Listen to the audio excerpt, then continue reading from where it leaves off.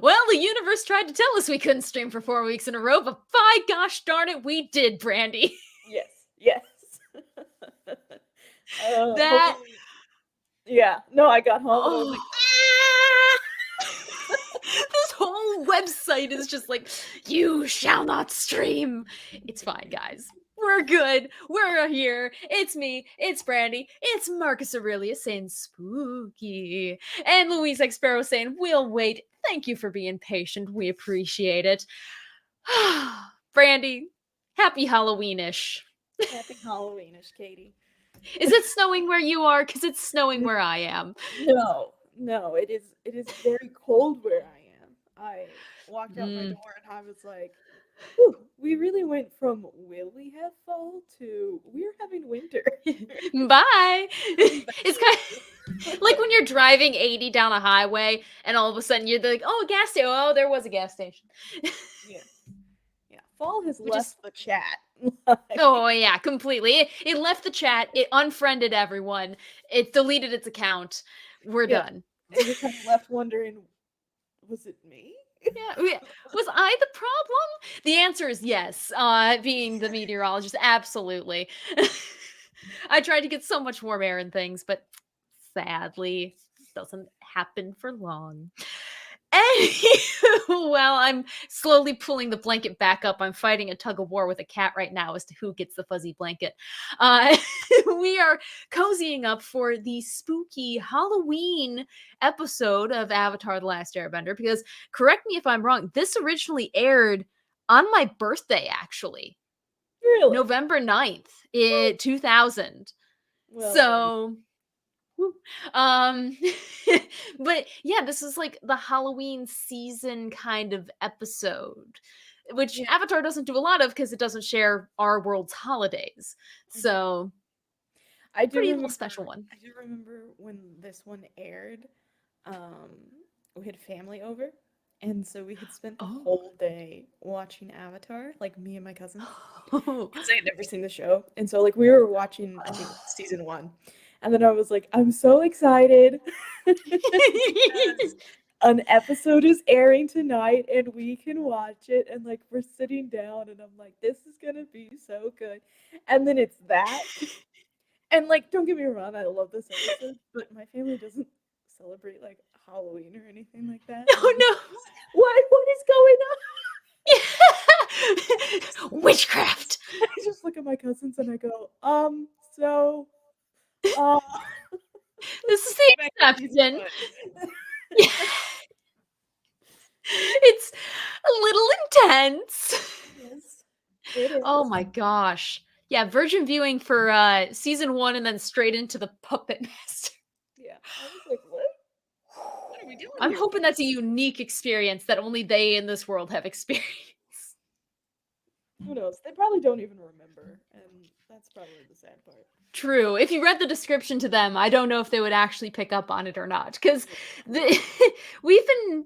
Honestly, season 3 has been above the bar so far. I'd say they actually have been doing a pretty good job. And this one... Yeah, it works. It's the kids investigate mysterious disappearances in a spooky town. Katara makes a special connection. Kind of just disjointed. Kind of just thrown together, in my opinion. Yeah, I don't know. I feel like that does just, like, a disservice to, like, Katara's, like, story arc that she has here. Yeah, she makes a special connection. No!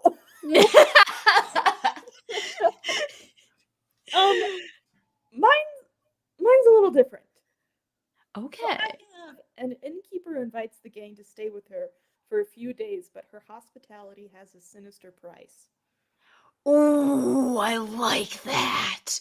Yeah. Her hospitality has a sinister price. Yeah, because right off the get-go, she overhears Katara tell the story about Gran. So she automatically knows that where they're from, and she sees it as an opportunity to pass on her knowledge to, you know. So it's just like that's the whole reason. Otherwise, I kind of think that, well, I guess it wasn't a full moon, but I was about to say, like, I feel like if it was a full moon and she was walking by, then she would have like bloodbended them all, and just like they would be in the cave, and then Toph would have done Toph things. But these things happen. Very true. you just, sometimes you're just telling ghost stories in the middle of a field, and sometimes a witch just happens to show up. These things happen, Like, I love the start where it's like just plain old ghost stories. Mm-hmm. Like, straight up, you even scare Momo. And then on top of it, you add this imagery, just right within the first minute or two. Gosh, dang! I have a question before we dive in, though. Oh, yeah, go for it. So,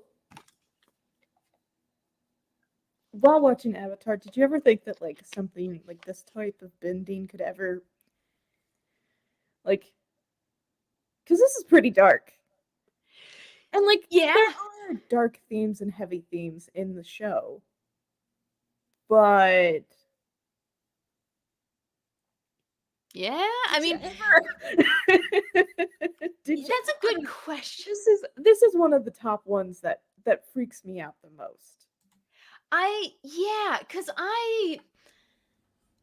watching the show as a kid, that, like, oh, Aang's people were killed and stuff, and like, oh, but you think that's as bad as it's gonna get. As an adult, you're like, oh, they start the show with genocide. What are they gonna do next? Yeah. Which was kind of my mindset going into Legend of Korra.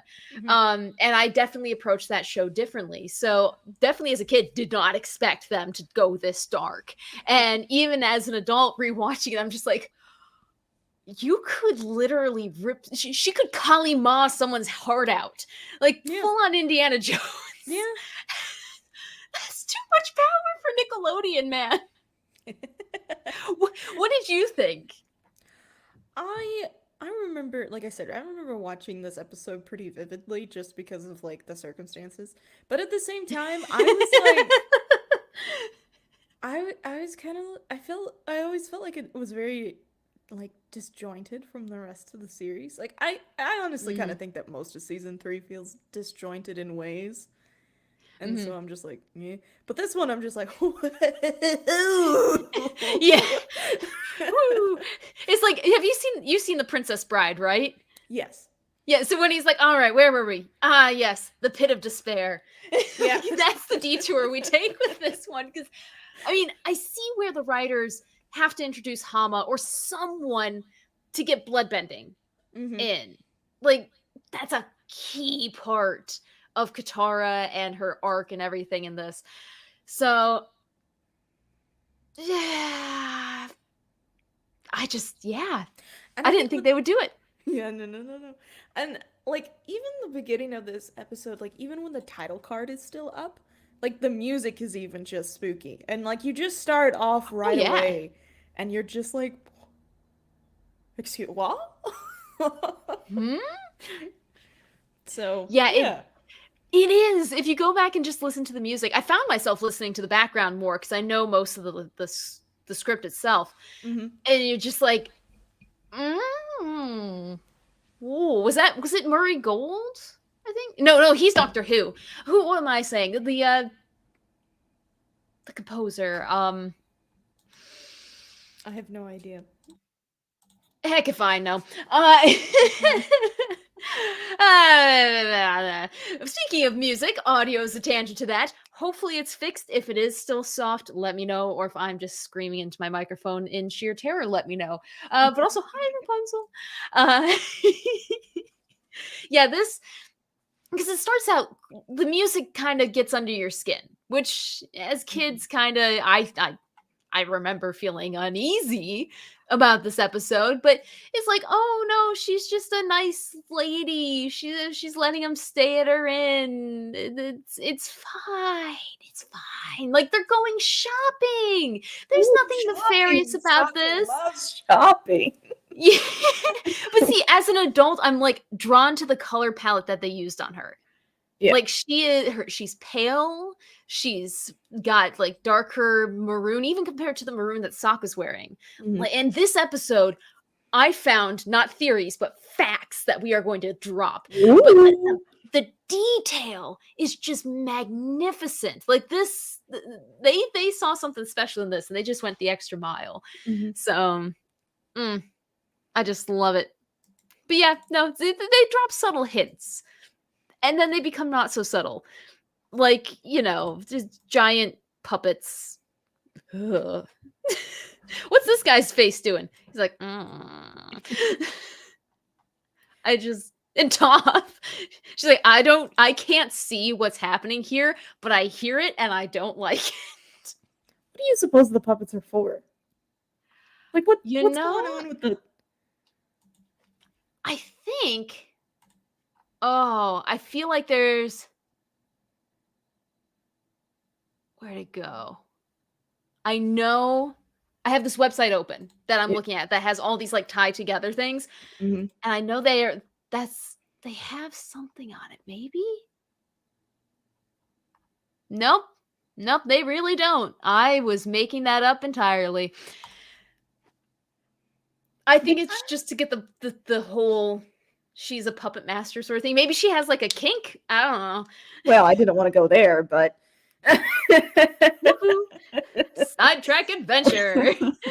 I always thought that they looked like the people that she took.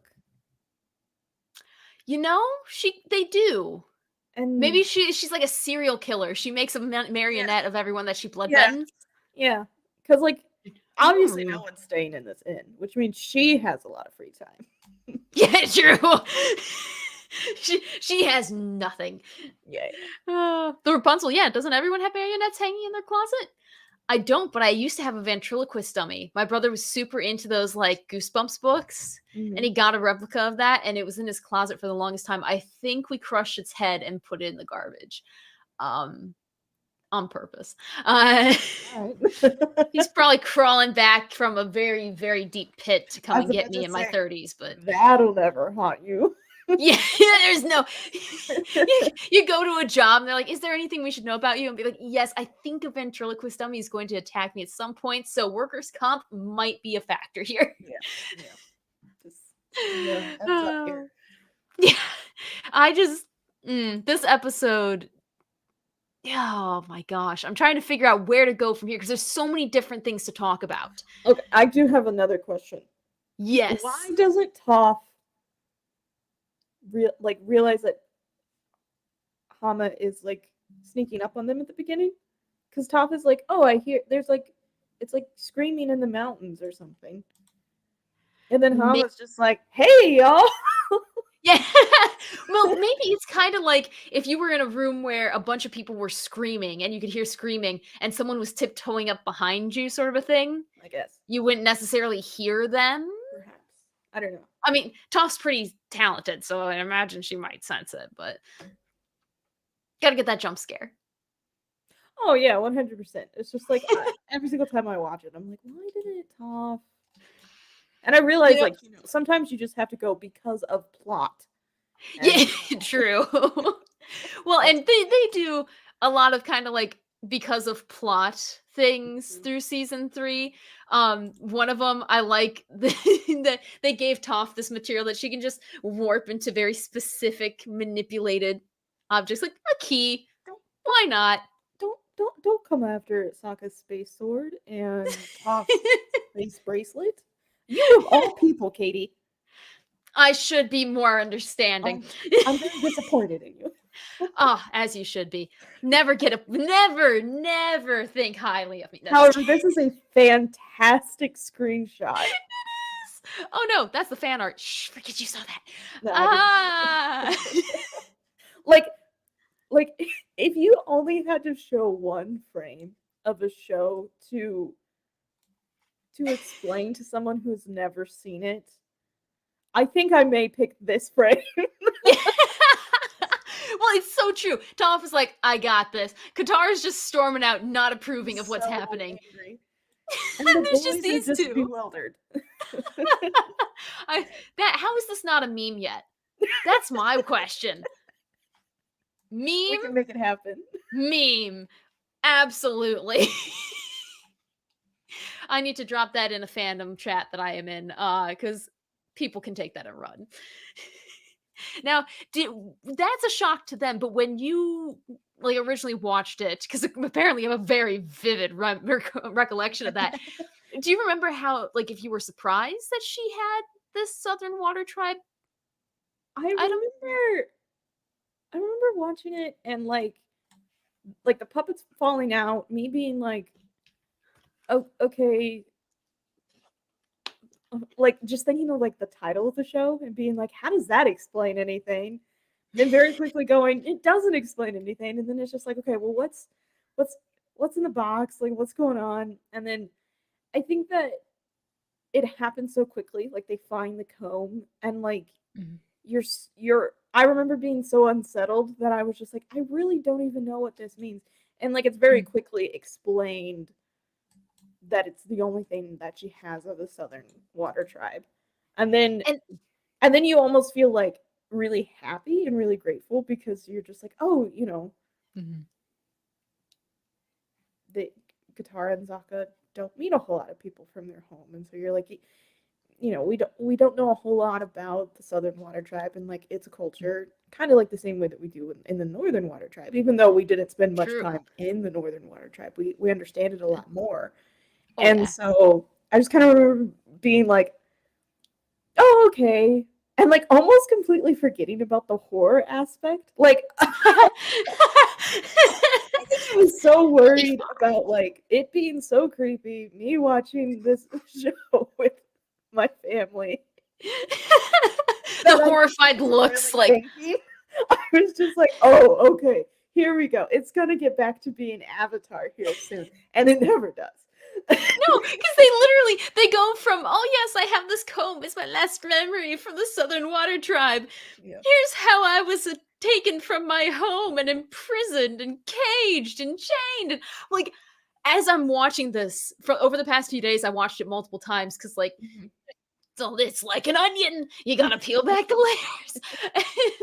And this one, they went so dark It did. to explain. Like, I love that they weren't just like, oh yeah, she's evil, la-di-da-di-da-di-da. Like, they actually are like, no, she's just a girl in the Southern Water Tribe. And then she slowly started to watch Yeah. as her friends and her family were taken down one by one until she was the only one left Mm-hmm. and then carried away in chains. And not just that. Not no, they full on are like, you know what? We're gonna just show this Yeah. nightmare prison. I paused because I don't even remember this from my first watch. I don't watch this episode a lot because it's creepy. Yeah. But I'm like, holy crap. They actually explain a villain origin story, and I feel sorry for her. Like, I understand where she's coming from. This is huge for a kid's show. Yeah, and I think the like little flashback in Hama's story is very tragic and like it is like obviously a villain origin story, but at the same time, like it shows how ruthless the Fire Nation is. Oh, yeah. Well, Yeah, and when and she then says they were piping in dry air, it's like, mhm, that'd be uncomfortable for anyone. Imagine a waterbender. yeah, and then I think it's also really interesting how it's very subtle. So like in the flashback, like she's explaining it, and like you can kind of see that she's very determined when she's at home, and then Mhm, you don't really know how much time has passed when she's like been in prisons and stuff like that. But I always mhm, think about like her when she's finally free and like hops out of the cage mhm, or the cell and is walking, and she's just kind of like her head's just kind of like bobbing back and forth. Like I think about mhm, that so much because I think it shows just how completely broken the Fire Nation mhm. made her. And you almost are kind of like you're very sympathetic and you're kind of just like you go. I wanted to go you Yeah. go.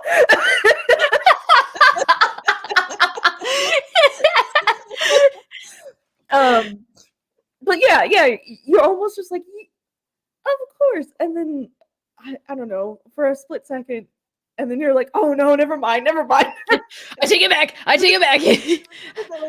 Can't condone this. Yeah, no.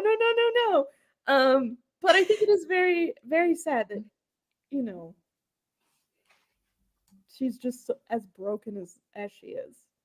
It is. And like you the way that they draw it, the little indentations, the animation, it just to express this in a two-dimensional image is really impressive. The shadow is a little off, but everything else is great.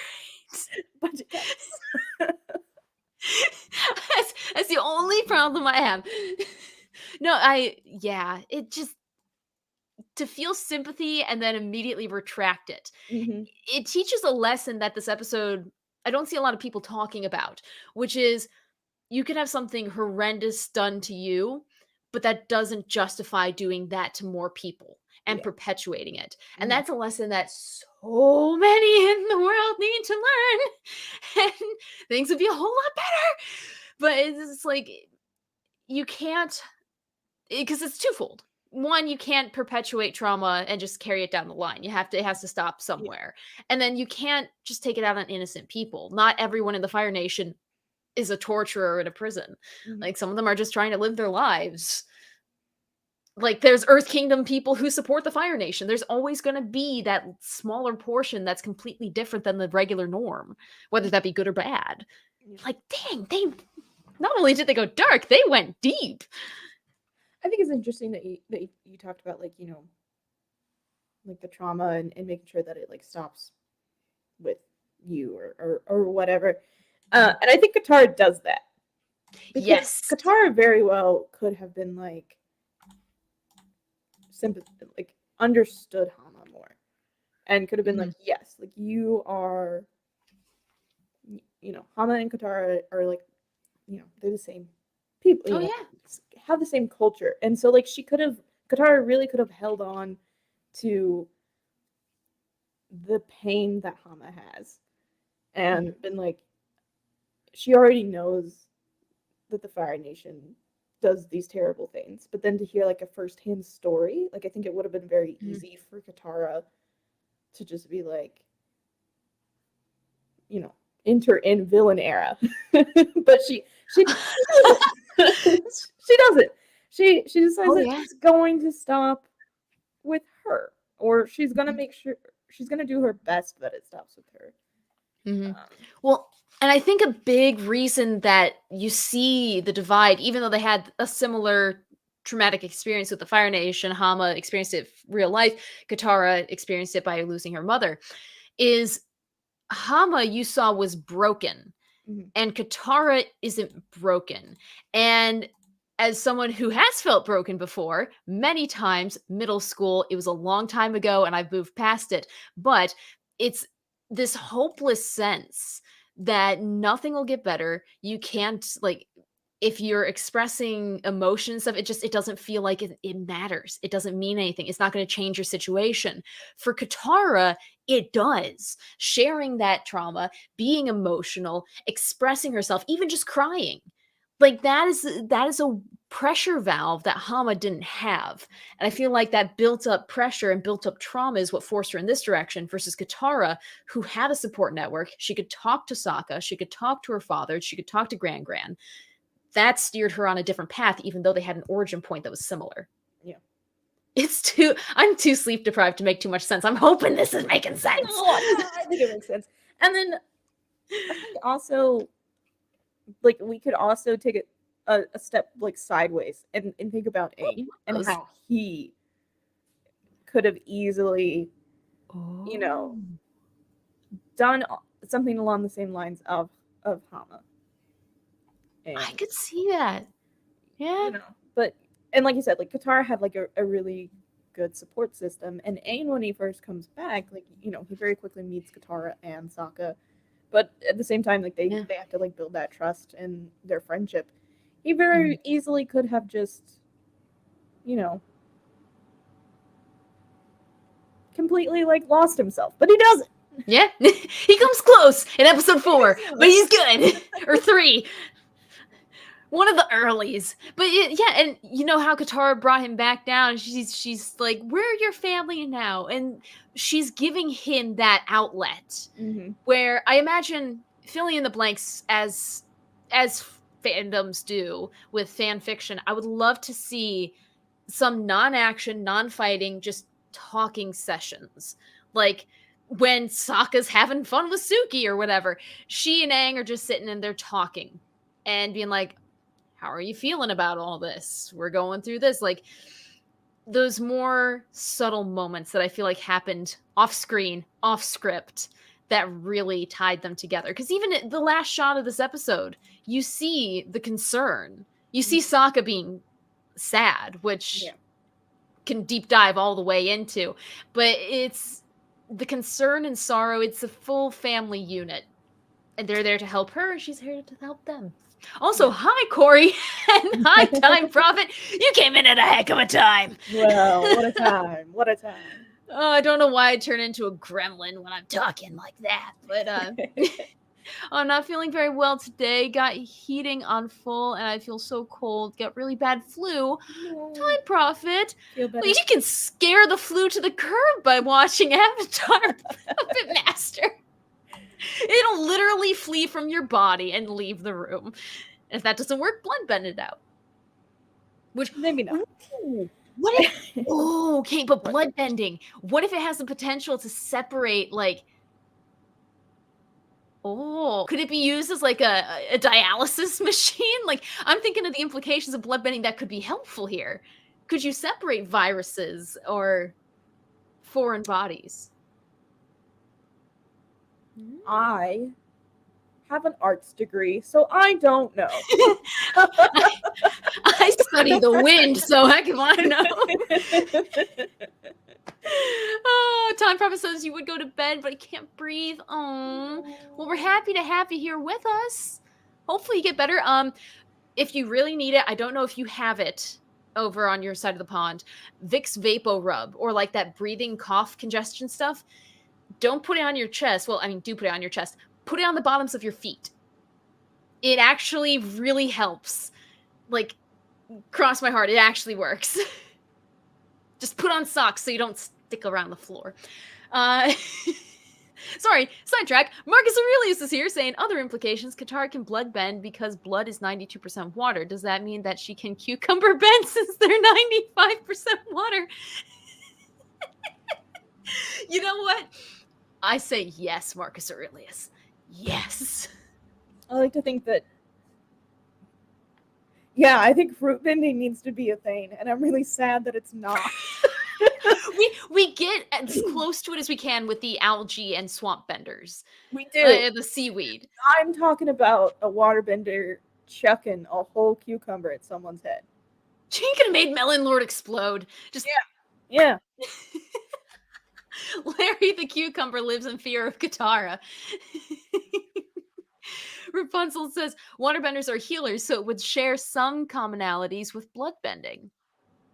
That's true. Do you think that healing is actually like a really light form of bloodbending that they don't even really understand? I write that down because I think you're spot on there. Hold on. I have been back in Michigan for a year and like 4 days. I still have not found our Bible for the show. What's great is that we can go back and watch our discoveries as they happen, and we don't even. Yes. Oh, there. I will put down the 28:30 timestamp, and I will be going back and posting that in some group chats because I like starting fires. No, that's brilliant. Like if they can sense, like Katara's like, this isn't good. Like she could probably with Jet sense internal bleeding or something. Yeah. Like I don't know. We're on fire tonight. Woo! Let's keep on the roll. The chat, you guys are incredible tonight too. I got it, but my wife is allergic to it. Oh, I've been drinking hot ginger. Nice. Very good. Hopefully distilled in water and not just straight up in the microwave ginger, take a bite out of it and eat it while it's steaming. That I'd be concerned. Interesting. All right. Let's see. No lemonade in the house and all the shops are shut here. No. Raid a lemon tree. Because they're so easy to find in England. Janet Varney was asking for people to send in questions for as our Avatar podcast starts back. I didn't realize they were starting back up. I don't keep up with it. All right. Well, we'll be sending that in. Because there's a whole lot of more questions that need to be answered, but that's the top one now for me. Other than how does Katara and Sokka know how to open doors? That's the other one. I forgot about that. I have to go back to that YouTube channel. That's so good. When we eventually finish this all up, I'm going to find that show Bible and we're going to go through all of the questions, like every single question. It's going to be great. Oh my. Well, that was a fun sidetrack. Where do we hop back in from here? I was looking at my notes. Sokka speaking of doors, Sokka picks a lock with a sword. And I missed that. We need to think about that for a hot minute. What kind of lock? I need to know. And what kind of mechanism? Is it like when you're a kid and you have those fake police cuffs and you could poke a pencil in it and it pops open? No, so it's like after the puppets and then he's walking down the hall and he's like, why is this door locked? And he like looks through the keyhole and sees like the little box. And then he just like takes the sword out and like picks the lock with the sword. And I'm just like, I get that it's a space sword.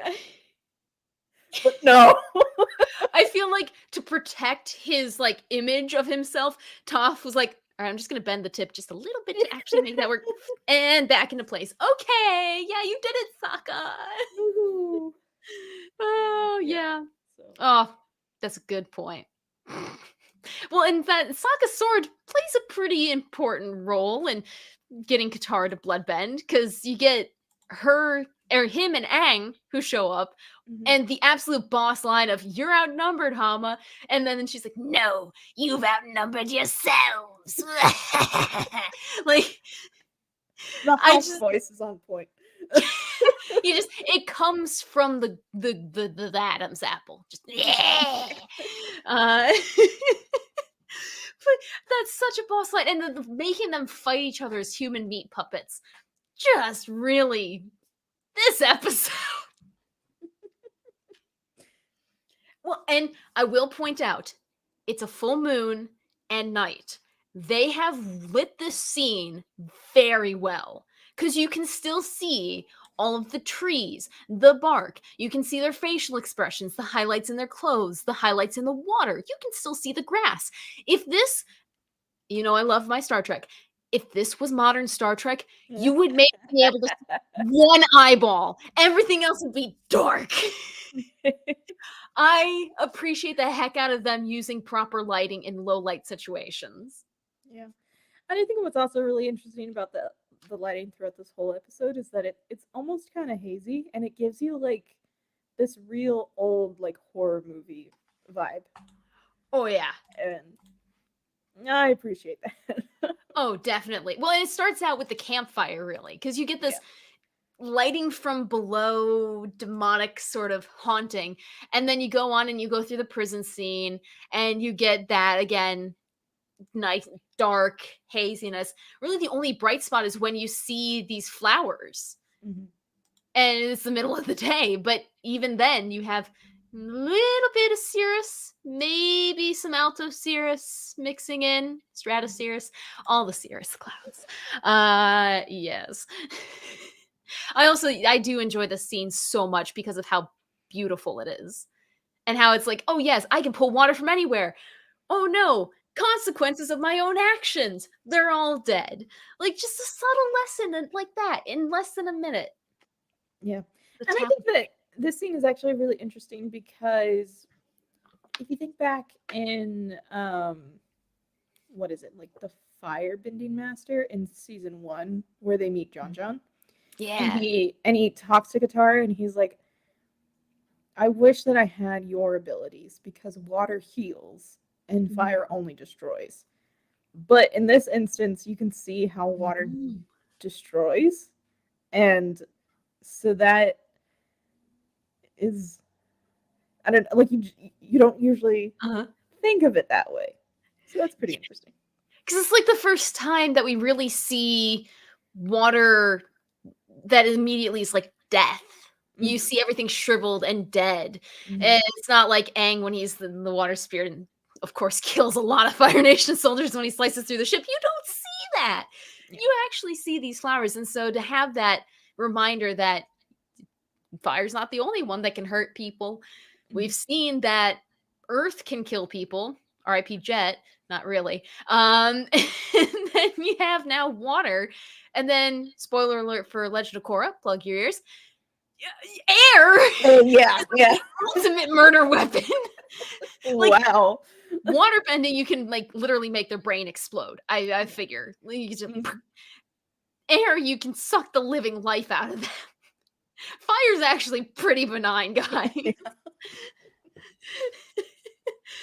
Wait, did Jet die? You know, it was really unclear. It really was.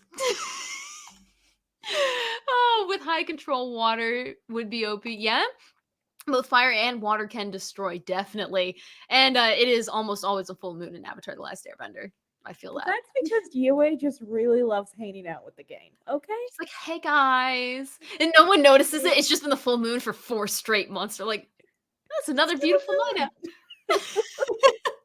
Time Prophet says, if you're in a plane crash, it is not the plane that kills people, it is hitting the ground that kills people. Transitive action there. Yep. It's the plane, the ground, plane, people. Take the plane out, ground people. Same thing.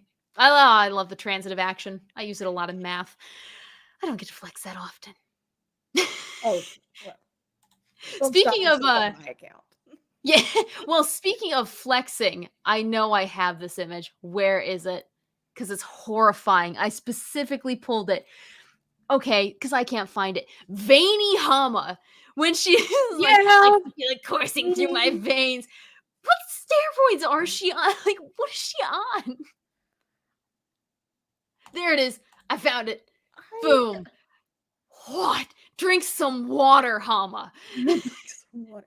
Well, no, it's like, is she almost like bending the blood in her own body? She's like, I'm gonna look swole. It's very werewolf-esque. It is. And then the pointy nails. Dead giveaway in any animation. Yeah. Pointy nails, bad. Azula, Hama, Gotta get those working gal hand. Not that.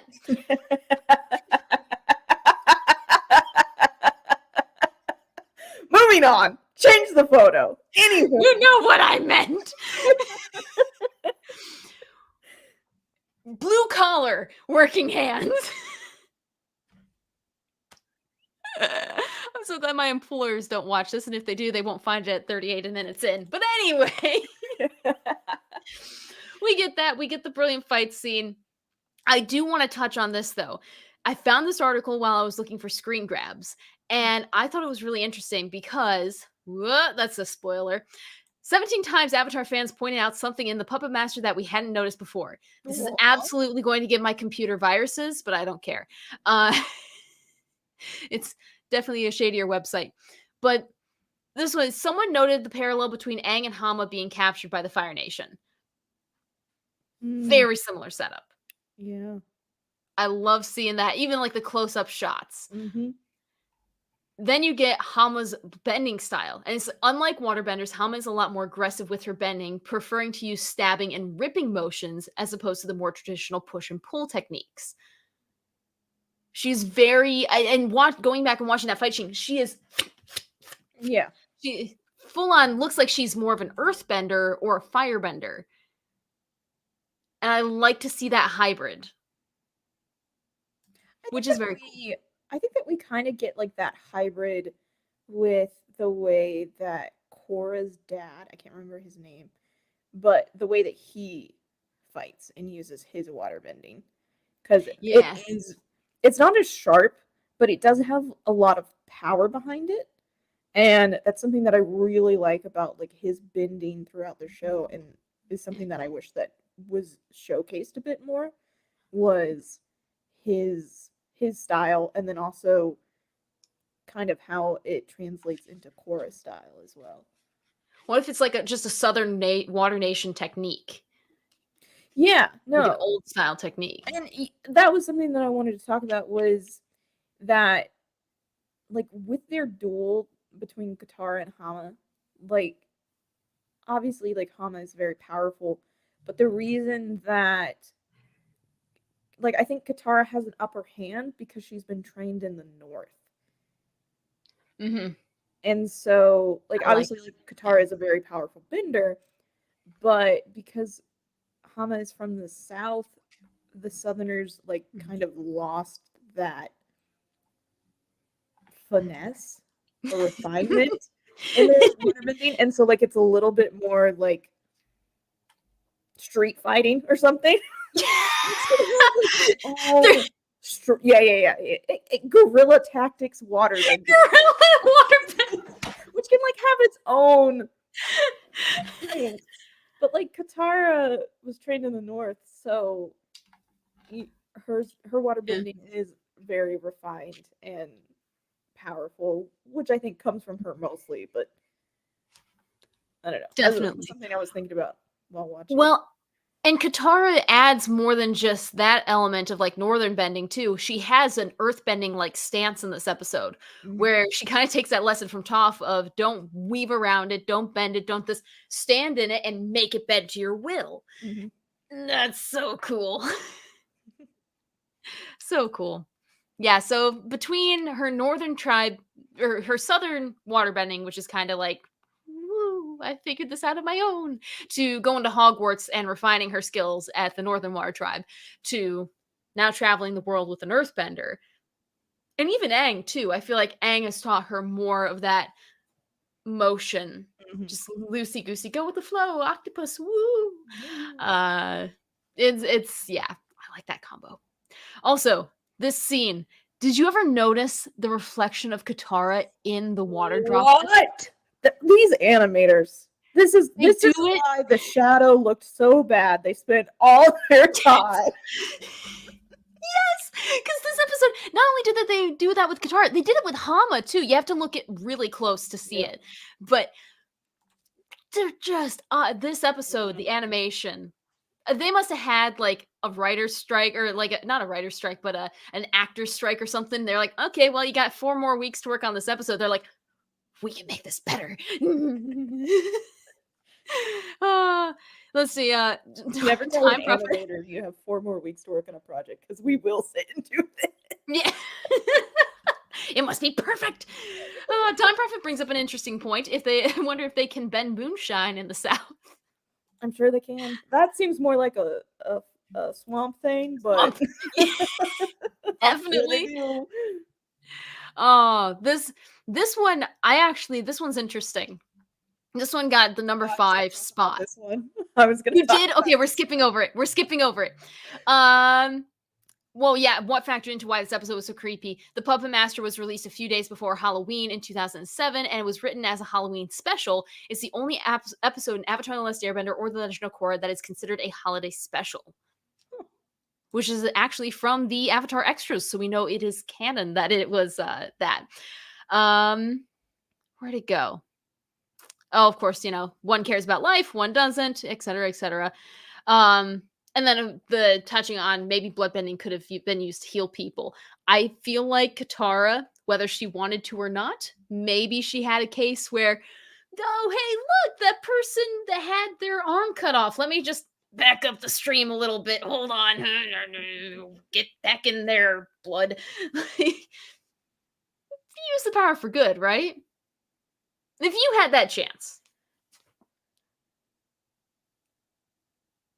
Well, taking a little long to answer there, Brandi. You want to use the free eagle? I was like, what are we talking about? Oh, sorry. No, like if you had learned bloodbending, would you, and it's taboo and the trauma that came along with learning it and stuff. But like later on in life, 40 years down the road, someone cuts off their arm. would you be like subtly get back in there, blood? Ooh. I suppose if I had the chance, yes. But it's very well documented that I would be an earthbender. So Oh yeah. I mean, earthbender, if someone had a kidney stone, you could just like I don't know about that. who needs Big Thunder Mountain at Disney to pass a kidney stone? We got an earthbender here. Just get tonsil stones, pull them right out. Move on. Time Prophet brings up a good point. The Puppet Master is used a lot in Japanese anime. There's a Puppet Master in Ghost in the Shell.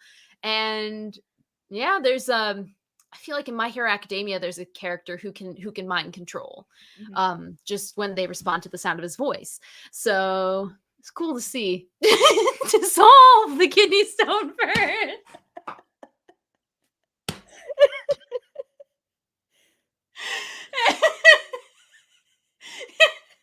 The emphasis on dissolve, Rapunzel. Brilliant. Mwah. Perfect. Kidney stones are formed from flesh and hence they are not real You stones. gotta really just stop. Guys, just drink water, okay? Just take care of your kidneys. Drink water. I got it. I'm good. I can drink all the water. I might have a problem. Oh gosh, how do we go from here? I mean, where? Because that really. I think we've touched on everything. Oh, I was gonna say, Hama doesn't realize that Aang is the Avatar. She doesn't know because they're keeping that a secret. And I wonder. Right, she wouldn't have any reason to know. Yeah, well, yeah, but you know, like she was like, oh, she realizes that they're from the Water Tribe very easily. But they could have just been like, oh, we're traveling with the Avatar. Don't tell anybody. But they did it. Yeah. And that's why she almost kills Aang. Oh, yeah. Imagine if she's like, he's the Avatar. He's the Avatar. What? No, she probably doesn't realize who that is. And I'm not even saying it would make that much of a difference because I don't think it will because Hama be crazy. I need that on a t-shirt. I need either Rapunzel, Louise X Sparrow, someone to design a t-shirt that's just like Hama be crazy that I could wear to the beach. But yeah, she doesn't know that he's the Avatar. Oh, or at least in my head, she doesn't know. See, this episode is so Katara-centric, I don't even think about Aang much.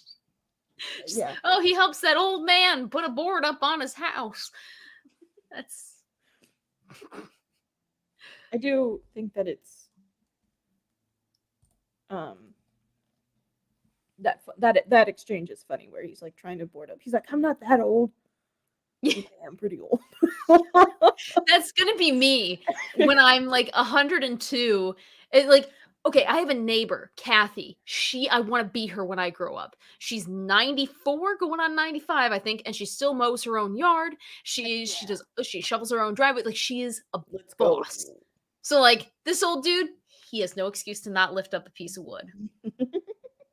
The only time I've ever helped her is with her iPad or if a light bulb burns out and she doesn't want to get on the ladder. Like, that is how you be a good old person. No, don't turn into a Hama.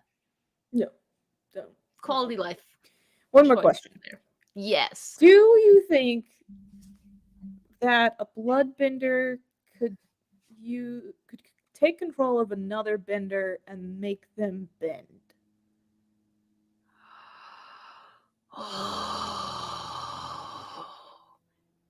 This is getting into the realm of how can you activate a quirk sort of a thing. Could you activate their bending?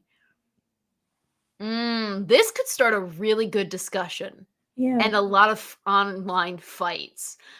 Because I think, I mean, I feel like maybe controlling the blood would be it, but we know that the spirit world and everything, the spirits are very into, like, a part of bending. And with Aang and the Avatar and stuff. So I feel like there might be a more spiritual aspect to things. But then again, you get, holy crap, it's not Unalaq, it's Amon in Legend of Korra. And he can stop people bending with blood bending. So it's like, if you can turn off the switch, could you turn it on? Yeah, not so. I'm more confused now. I mean, like, let's back up for a minute. During the fight, Yes. Hama takes control of Aang. Right. And Sokka. And then she has Sokka bring out his sword to hurt Aang, kill Aang, probably. But had she known that Aang was the Avatar, could she have moved Aang in a way to cause a rock to move? That's the question. Oh. I think I'm going to say no. Okay. I'm on the side. I just like thinking scientifically. If it was something like it's not metachlorines or anything, but like if it was something, I know you like Star Wars, but if you have like your bending ability, it clearly has to be turned on and turned off by you. You aren't just manipulating everything around you all at once. So unless they know that. Isn't turning on bending as simple as doing the forms? Like, if Hama has an understanding of earth-bending forms or fire-bending forms, or she knows water-bending, could she have made Aang waterbend? See, forms for waterbending, I could see like it translates nation to nation, but Rapunzel brings up a good point. Wouldn't you have to understand how to bend with that element? So even if you get to them, you wouldn't be able to like bend it. Because like maybe what gets the water to go woo isn't the same that makes a fire go whoosh. Like This is a really good question. An argument for argument's sake. I love no it. idea. Yeah, Time Prophet says bending would be like turning on a light switch. So I like the idea that if they know the bending techniques, like the motions, that would help. I really don't know. I want to ask the creators that now. I still want to ask them like waterbending healing and stuff, but oh, we got more in the chat. I love this discussion, guys. What if when they were learning waterbending, they accidentally bent blood, which has water in it? I imagine they'd be so shocked. They'd be like, oh crap, no. Like that just seems like a taboo. And Louisa Expero says, otherwise Aang wouldn't have needed to train. That's a good point. You'd have to understand the elements in order to bend them. This is a discussion that we could go on for hours. Which, alas, we do not have. But if you do want to keep this going, hop over on our Twitter and send us a message. Put it underneath the discussion for this or the post for this episode. We would love to keep it going because, you know, it's going to be snowing here and in the 30s. So not a lot of trick-or-treaters. We got a lot of time in between. Time to kill some time and a lot of candy.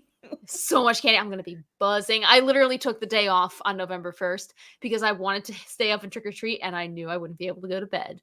No, look at you. This month of November is going to be insane for me. Don't eat the yellow snow. Very true. Don't lick icicles, kids. On that, do we have anything else before we get into theories? One more thing. Yes. It would be a disservice not to talk about it. There's an owl cat in this episode, and I love that. Where's the owl cat?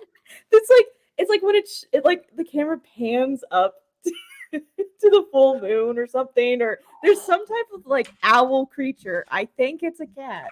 I'm calling it an owl cat, and I needed to bring focus. Oh my gosh, you're right. How did I not notice this? I don't know. What on earth? The Lost Lore of Avatar Aang. So they have more of them in the comics, apparently? Probably, yeah. Let me find. There's that little dude. There he is. Look at him. Look at him. That is horrifying. If you own a cat and you give him the ability to fly, you're dead. No way. Oh, I think I found the actual one too. This one. Yeah. I don't know. I don't know where it is. Maybe it just cuts to that. Cause I don't know, but it's just that, and I'm just like, You think it's a cat owl. Ooh, another internet fight. I was about to say them fighting words. Oh my gosh. So we got an amazing new addition to my nightmares. Now it's time for theory. All right. Well, we'll start with the big one. And Yes. because it's probably the most popular. It's that Hama causes Katara's mother's death. Yes, we saw it on the list. Yep. So when Hama escapes, it causes the Fire Nation to be so freaked out about what had just happened. Like, bloodbending is a very major thing. So they start up the raids again looking for a waterbender in the Southern Water Tribe, thinking that Hama would return back home. And that is why what? Oh my gosh. What? Am I just breaking your mind? Yes. Oh, okay. I was like, is there something in the chat that I'm missing? No. Because later in the season when there's like those flashbacks to the raid, they're just looking for one waterbender. That's all they're looking for. They're not. And why would they think that there's just one waterbender? Why that number? Why not just look for a waterbender? Oh my gosh. You just blew my mind. They're not looking for a child necessarily. They believe that Katara's mother is the waterbender, and Katara's mother could possibly be about the same age as Hama, or close enough that the person that, the ship that was sent to go find the waterbender was content enough to believe that Katara's mother was the waterbender. Oh man. She didn't even provide receipts. Like, yeah. So that's the thing. I could see how they'd be like, okay, just flat out like kill her. We can't take her prisoner. Mm-hmm. Oh my gosh, that explains why he says we aren't taking prisoners today. Precisely. Whereas in the past, they had. Why was killing the waterbender the objective, if not looking for Hama, who became, public enemy number one? Oh my gosh, that is an incredible. That's like one of my top theories now. That's got to be canon. It's one of my favorites. It's one of my favorites too. Oh my gosh, we are we're so out of touch with the chat. Yeah. Because of this stream, there will be gangs of people running about gluing wings on cats. No, please don't do that. No. What did I miss? You could sellotape wings on a real cat. You've never seen a cat with tape stuck to it. Okay, we had a cat who hated it. If you put a piece of paper on it, it acted like it was a 10-ton weight. I love these two separate conversations. They're both amazing in their own ways. Oh, but that's top theory now for me. Yeah. Another theory about the raids, but not the one that kills Katara's mother. The original raids. The OG. Yeah. The theory is that they were taking all the waterbenders in hopes of taking the Avatar. So they're not killing anyone, because then that would just cause the problem of the Avatar being reincarnated. They're just taking all the waterbenders in hopes that one of them is the Avatar and is kind of like, patchworking a problem. Because they, Sozin thinks that the Avatar survived somehow. And that's why Aang is looking for, 100-year-old airbender at the start of the season. But what if somewhere along the lines they're like, well, maybe he is dead.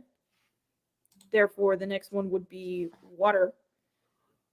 Or go ahead. Oh, sorry. Or they think he'll die eventually. Yeah. So sorry, I had to add that in.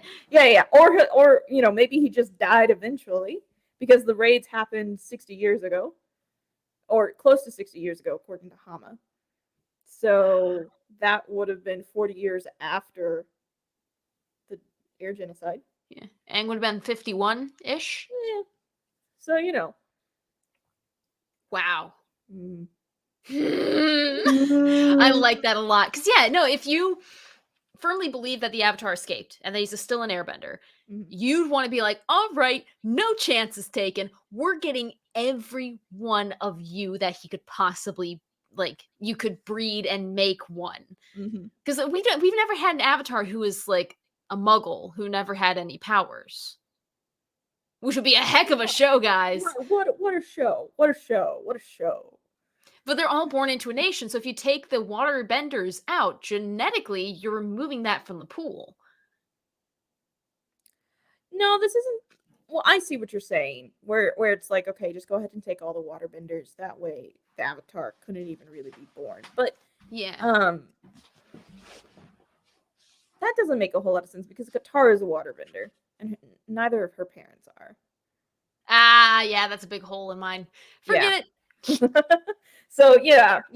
But what I'm saying is that either they think that the air Avatar died, so then the water Avatar has been born, so now they're just taking all of them, and that you can also build off of why are they targeting the Southern Water Tribe because of another theory that suggests that the water Avatar flips between North and South. Oh, I think you've mentioned that before. Yeah. So okay, like that's why they spent all their energy there.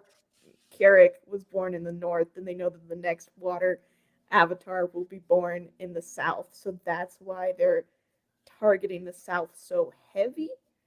Nice. But I think if you don't want to believe that, the south is just an easier target. Like because it's just not as built up as not as protected. It's like attacking Vermont versus Texas. One of them has an arsenal and you know which one it is. Like they have those trees, man. They all have water guns made out of trees. Yeah. So there's oh that. My goodness. I think I see Corey Cochran saying, I gotta go get dinner ready. Have a great Devil's Night and a happy Halloween. All you as well, Corey. Thank you for tuning in. Enjoy your Halloween. Also, Time Prophet says Aang must have died young. There's no old statues of him and Korra. He died at age 66. So, not ancient, but older than some.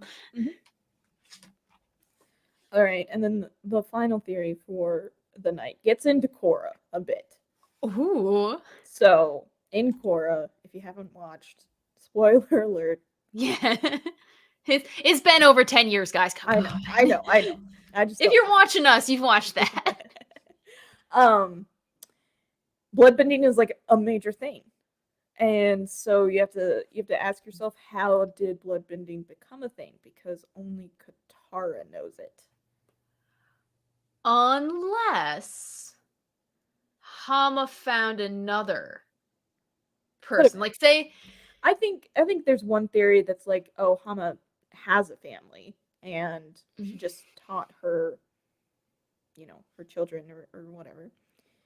Her kids were like, oh, this is screwed up, Mom, bye. But in this episode, she's so focused on like teaching it to somebody else and specifically teaching it to a Southern Water Tribe. Yeah. Member. So I feel like she doesn't have a family. Plus, like, she lives in the Fire Nation, and like I feel like her hatred for the Fire Nation means that she probably wouldn't choose to procreate with someone, Yeah, she wouldn't boink with them, no. She's been enough. So I think in my head, this is what happens. Because as she's like, the last line that she says is something along the lines of like, her work is done. She's passed on her knowledge. Katara is a bloodbender now. And so I think in my head, word gets out about what happened at that village. and like it spreads, and just another waterbender comes looking for her and just visits her in her like little cell, and you know is just as twisted up as she is, and she like passes on that knowledge, and then that waterbender is what spreads. You get Because Unalak's I don't think dad. yeah, I don't think Hama escapes. Like I think she's probably really content with living out the remainder of her days in a cell. Like she's done what she's needed to. Like she feels very complete. Like I don't think she's like, you know, gonna break out and like, oh, gonna start taking people again. Here I go again. I'm only here to eat stewed sea prunes and take people all out of sea prunes. That's the back of the Hama shirt right there.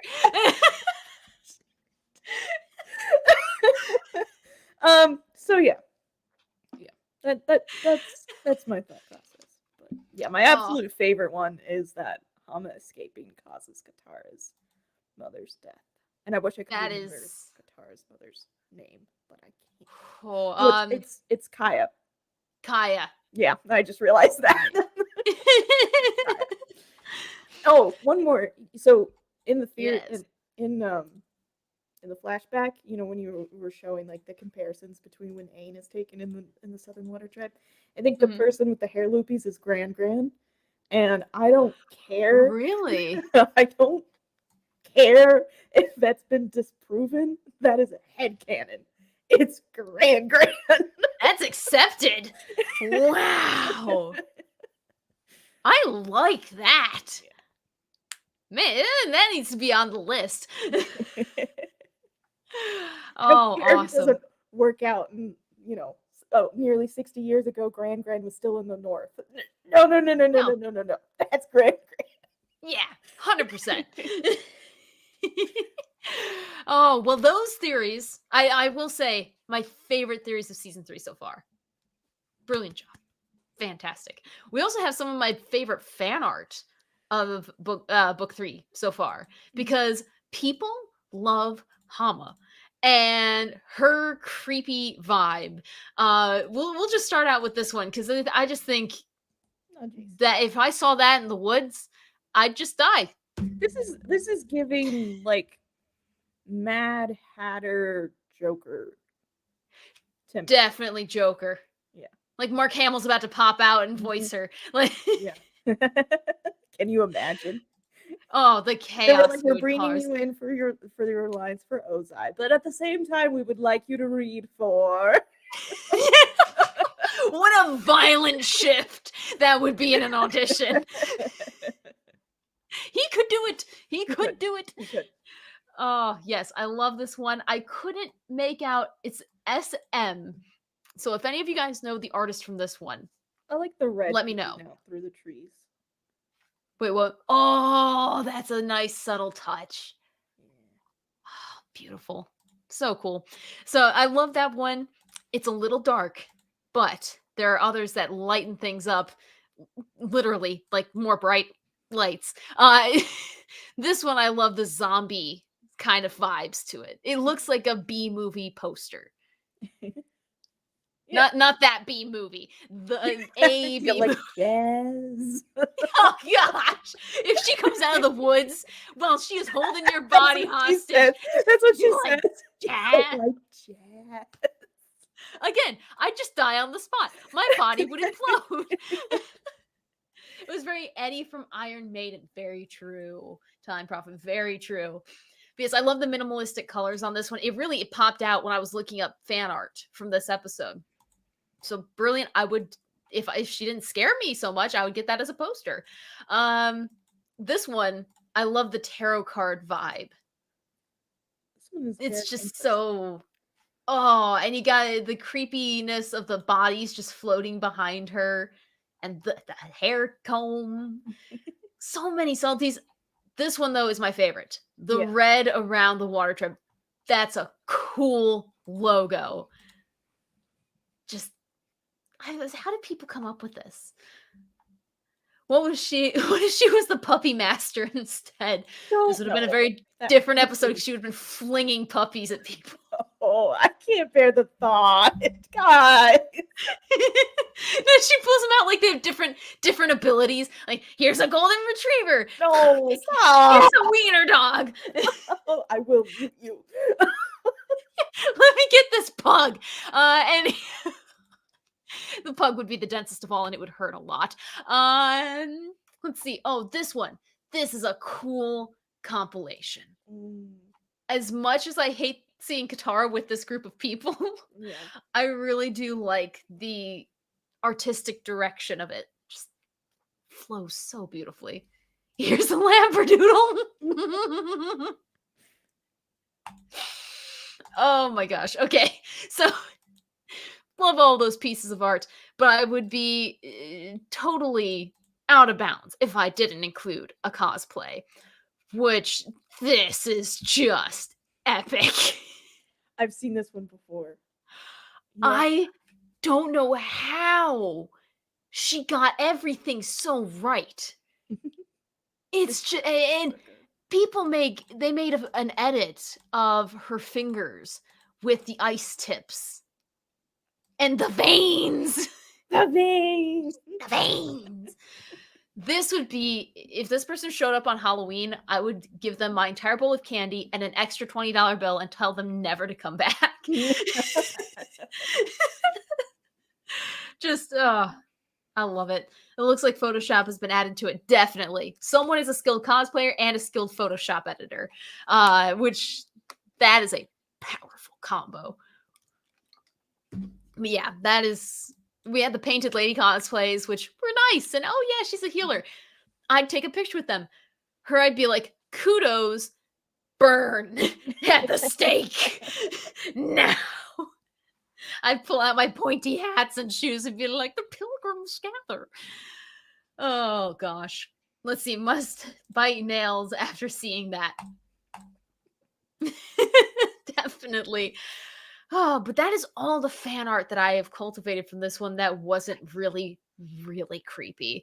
Like, people showing, like, bloodbending, just destroying bodies. Because some people really like that grunge stuff, man. And I won't show it on my YouTube channel because I don't want to, in the case of eventually getting monetized, be demonetized. Also, I accidentally just kicked Tim.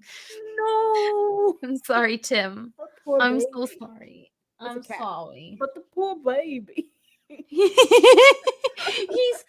just sitting right underneath me on a black blanket, and he's a black cat. And it's just... Bless him, I need to give him a hug. But other than that, I think that sums or finishes up our Halloween viewing of Avatar: The Last Airbender. Yeah. Oh, brilliant. Thank you all for tuning in for this. Brandi for coming on 4 weeks in a row. I can't believe it. It's also very sad, though, at the same time, because I feel like we're in a really good flow of things, and then the holidays are right around the corner, and we're just going to be like, I'm sorry, I can't.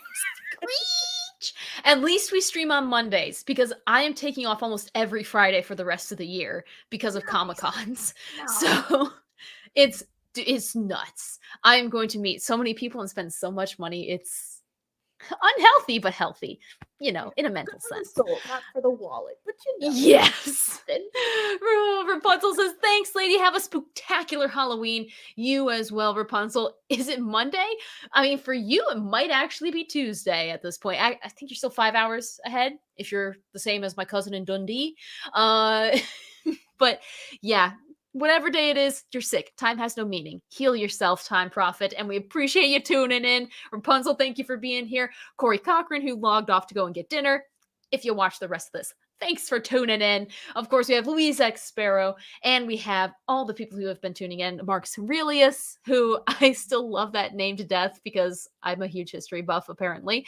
And yeah, just everyone who watches this on the replay. Thank you guys for watching. Thank you for the thumbs up, because I keep forgetting to tell you guys to hit that like button. And we are just shy of 700 subscribers soon. So I think we're one away. So between this and welcome to our cult, we're going to get there. Yeah.